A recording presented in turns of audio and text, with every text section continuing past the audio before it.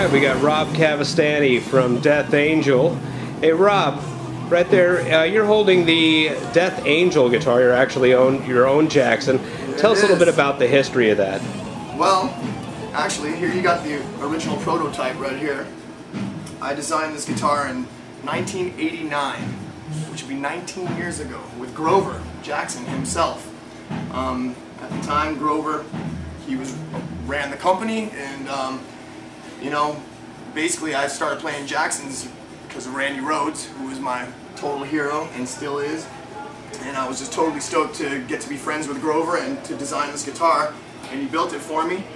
And yeah, I mean, I basically took the idea of, because I play, my first Jackson is actually a custom star body, and so I took the idea of the star body from the top part right here, but this part on the star body, the wing of that part always bothered me going up high on the fretboard, so I took this idea from an SG, and then the kind of shark fin idea, I just kind of vibed that out, almost kind of like thinking of the Rhoads guitar in kind of a way, and just kind of drew it out and came up with it, and we refined it, and there you have it, teardrop inlays.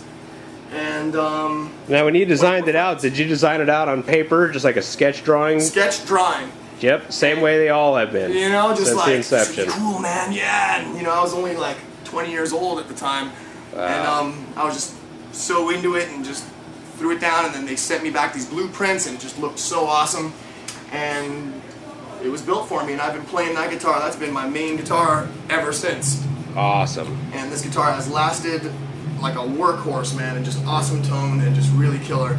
And then finally, 19 years later, we hooked back up again, and this was built for me, which I always just called this guitar my dragon guitar because of the graphic on the back, which is that bad boy right there, which is actually my tattoo. And so this is now the Red Dragon, and this guitar is just totally awesome. They did a flame maple top on here, and it's like kind of a red burst into black. The back kind of does the same thing, and absolutely gorgeous. Red blood drop inlays. You got teardrops here and blood drops here, and yeah, loving this guitar. It is taken over as my main guitar perfectly in time because this baby's going to start to need a rest soon. So hopefully when I get the next one of this, then I can put this one away because it's just been through a lot and I don't want anything to happen to it. It's the prototype. Awesome. Also, this guitar has something called a butt plug. A butt plug? Butt plug built into it, and that was an idea that Grover had when I first got this guitar. I liked it, but somehow the balance to me was a little off. It seemed a little heavy this way, and I also hoped that I could get more sustain out of it, and Grover came up with an idea of putting like a cylindrical piece of lead, like, you know, kind of like just a cylinder like this, and he put that thing right into here, and you can even see where it was done. Oh yeah. Right there. And it balanced out the weight and did give it more sustain. So that has been done to this guitar too. It's just it's built in, so the finish is nice and clean, but it's got the butt plug in there.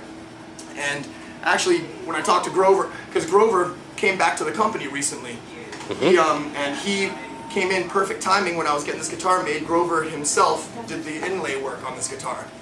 So he, you know, there's even special love in this guitar because Grover did the inlays on this, and when he did, and we talked about the butt plug, and it was funny because he was an avid, you know, he was really about the butt plug, and so was I, but I guess it never took off. I don't know, people didn't really think it made that much of a difference, so it kind of got discontinued with the idea, but I'm bringing it back. Butt plug necessary.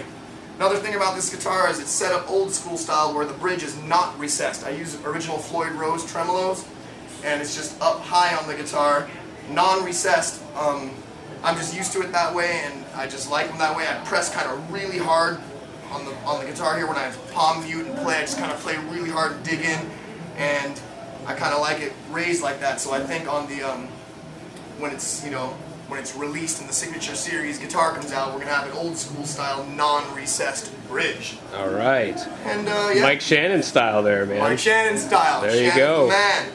And yeah, there you have it. It's a wonderful, beautiful thing, and I just really, really love it. All right, man. Horns up to Jackson. Absolutely.